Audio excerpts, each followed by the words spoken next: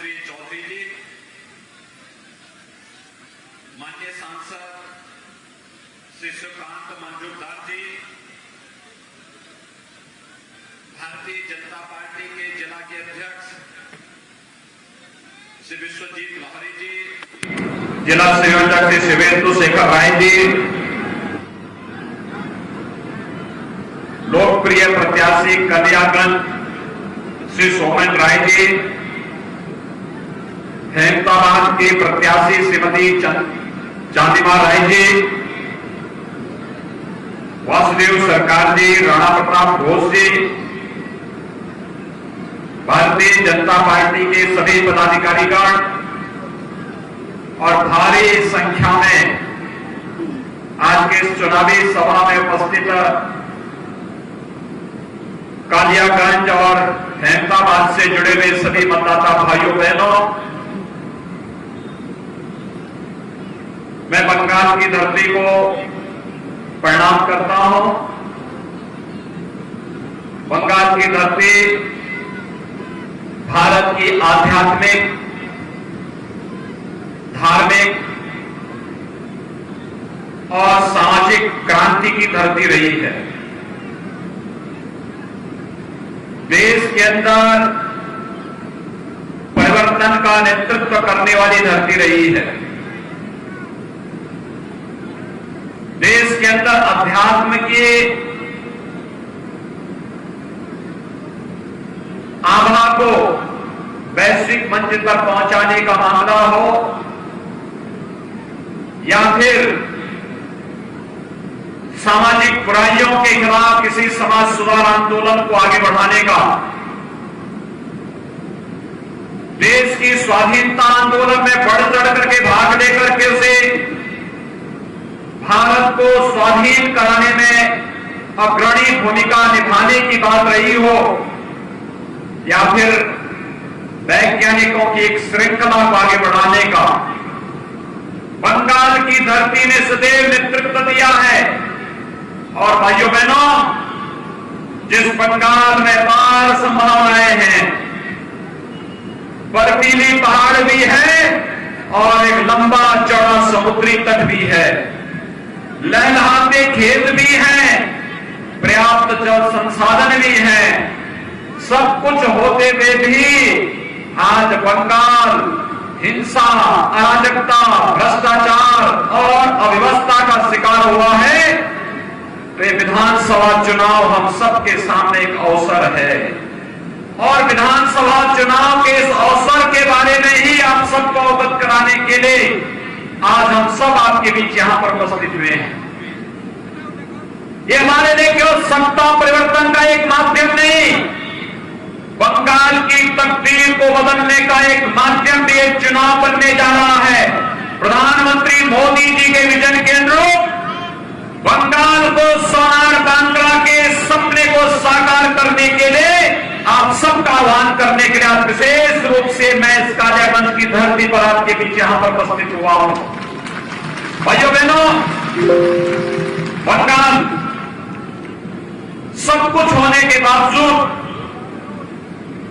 यहां पर पहले कांग्रेस ने, फिर कम्युनिस्टों ने और पिछले 10 वर्षों में टीएमसी ने अव्यवस्था, अराजकता और भ्रष्टाचार का अड्डा बना दिया है। बंगाल के अंदर विकास की योजनाओं को लागू या तो नहीं होने दिया जाता है और अगर योजना बनी भी तो उस योजना में डकैती डालने का कार्य, भ्रष्टाचार पैदा करने का काम पहले टीएमसी, कम्युनिस्टों और कांग्रेस के लोग बारी बारी से करते रहे और वही कारण है आज बंगाल का युवा पलायन करता है। यहां की बहन बेटियां बेरोजगार और मजबूर होकर के उनके सामने असहाय जैसी स्थिति में खड़ी रहती है। बंगाल के अंदर कारोबार समाप्त होता गया, नौजवानों का रोजगार और नौकरियां छिनी, क्योंकि 10 वर्ष में एक भी उद्योग बंगाल के अंदर नहीं लगा। नौकरी तो सरकार में ईमानदारी के साथ न भर्ती की प्रक्रिया से आएगी या फिर जब निजी निवेश होगा, औद्योगिकरण होगा, वहां पर नौकरी की संभावनाएं बढ़ेंगी लेकिन दोनों कार्य टीएमसी की सरकार के समय नहीं हो पाया। टीएमसी तो बंगाल के अंदर स्वयं ही अव्यवस्था और भ्रष्टाचार का जरिया बन गया। टीएमसी के बारे में यहां के कार्यकर्ताओं ने सही बताया कि जैखानी दुर्नीति सेखानी टीएमसी, शारदा पे टीएमसी, नर्तन पे टीएमसी, चल चूड़ी पे टीएमसी, तिरपाल चूड़ी पे टीएमसी। यानी ऐसा कौन सा कृत्य नहीं जो टीएमसी ने किया हो जिसके माध्यम से बंगाल में अव्यवस्था, अराजकता और भ्रष्टाचार न फैलता हो। भाइयों बहनों, हम सबको आज सावधान होना होगा और बंगाल के भविष्य के बारे में जिस निर्णायक लड़ाई को लेकर के आपने 3 चरणों में बंगाल की जनता ने जो उत्साह और उमंग दिखाया है, यह उत्साह और उमंग एक स्वर्णिम बंगाल के सोनार बांग्ला के सपने को साकार करने वाला दिखाई देता है। और इस सोनार बांग्ला के सपने को हम साकार तब करेंगे जब प्रधानमंत्री मोदी जी के विजन के अनुरूप बंगाल के अंदर परिवर्तन करके भारतीय जनता पार्टी की सरकार इस बंगाल के अंदर आएगी। आज तो कोई भी कार्य बंगाल के अंदर, मुझे आश्चर्य होता है, ममता दीदी छोटी छोटी बातों को लेकर के गुस्साती है, लेकिन बंगाल के अंदर उनकी सहानुभूति बंगाल के नौजवानों के साथ नहीं होती है, बंगाल के किसानों के साथ नहीं होती है, बंगाल की बहन और बेटियों के साथ नहीं होती है। भारतीय जनता पार्टी ने तो कहा है कि भारतीय जनता पार्टी की सरकार आएगी, हर नौजवान के लिए नौकरी और रोजगार की सुविधा देकर के आएगी। भारतीय जनता पार्टी ने कहा है अगर हमारी सरकार आती है, सरकार आने के साथ ही बंगाल के अंदर किसान सम्मान निधि हर किसान को पिछले बकाये से लेकर के नए तक सभी किसानों को उपलब्ध करवाने का कार्य करेगी। भारतीय जनता पार्टी ने कहा है सरकार आते ही हर बहन और बेटी की सुरक्षा का पुख्ता इंतजाम करने के साथ साथ हर बेटी को पीजी तक की कक्षा निःशुल्क पढ़ाई की व्यवस्था करने का कार्य भारतीय जनता पार्टी करेगी। भारतीय जनता पार्टी ने तो कहा है सरकार आते ही आयुष्मान भारत से गरीब को आच्छादित करके निःशुल्क स्वास्थ्य बीमा का कवर हर एक गरीब को बंगाल के अंदर उपलब्ध करवाने का कार्य करेंगे। ये योजना अन्य राज्यों में पहले से लागू है जो भाजपा शासित है। आखिर ये योजना बंगाल के अंदर दीदी ने क्यों नहीं लागू होने दी?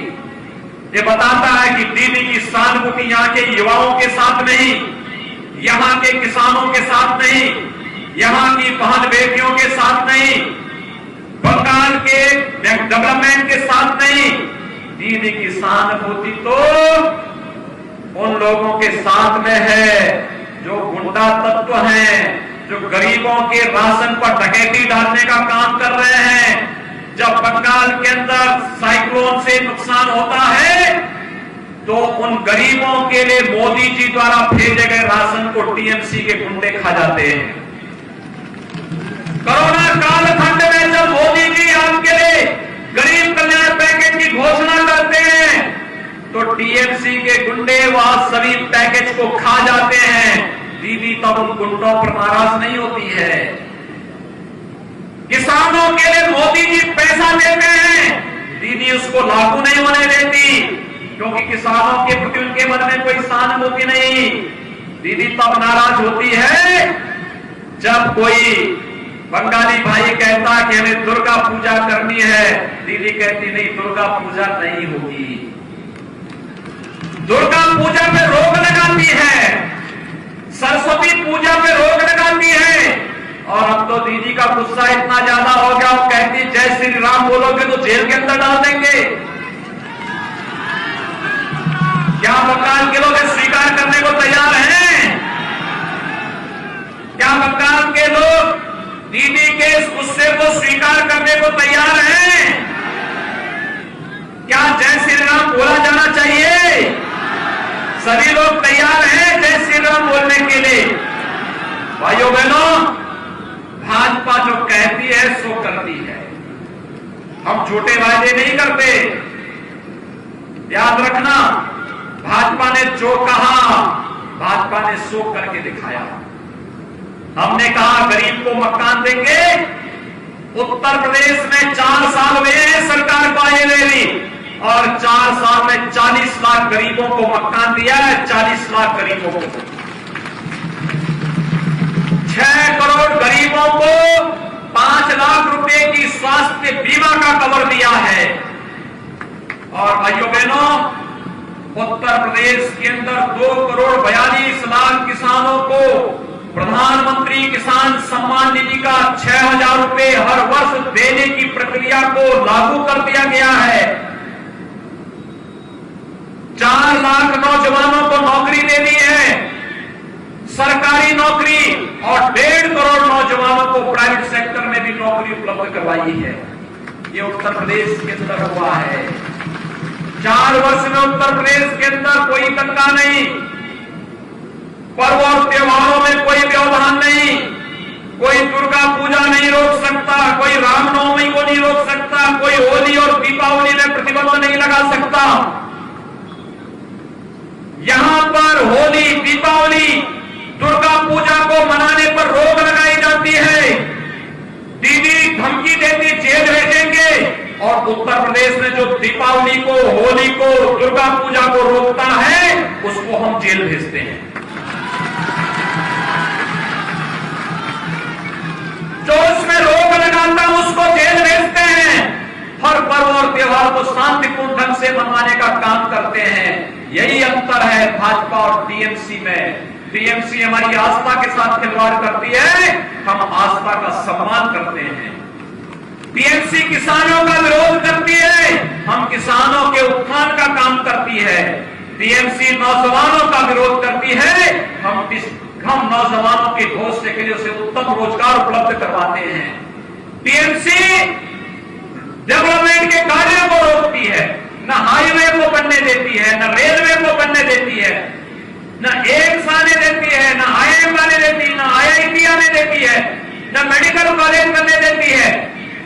और भारतीय जनता पार्टी जब आती है तो इन सबको लेकर के आती है।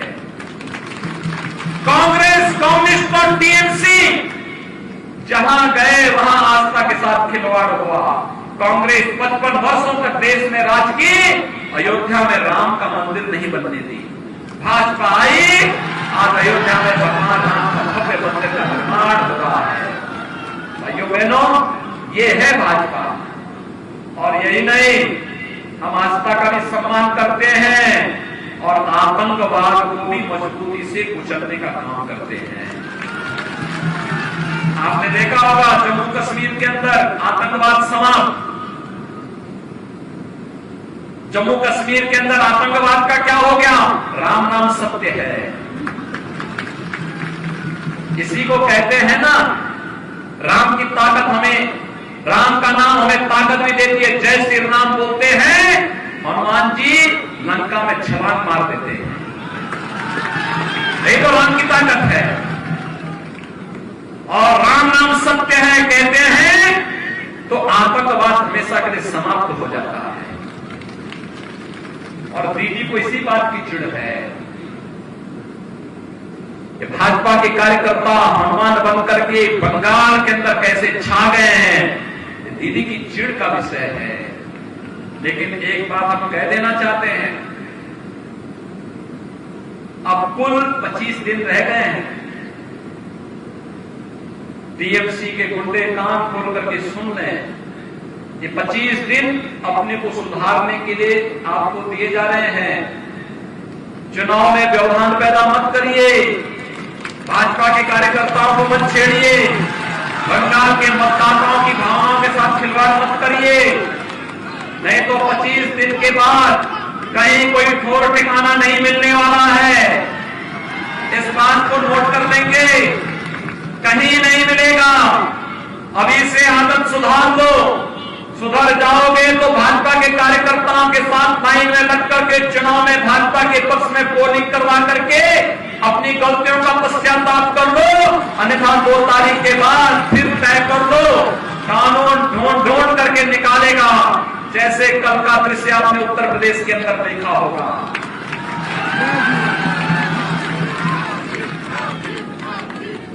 यह अपराधी और माफिया कितना भी बड़ा क्यों नहीं होगा, ढूंढ करके उसको पाताल से निकाल करके जेल के अंदर डालने का काम किया जाएगा।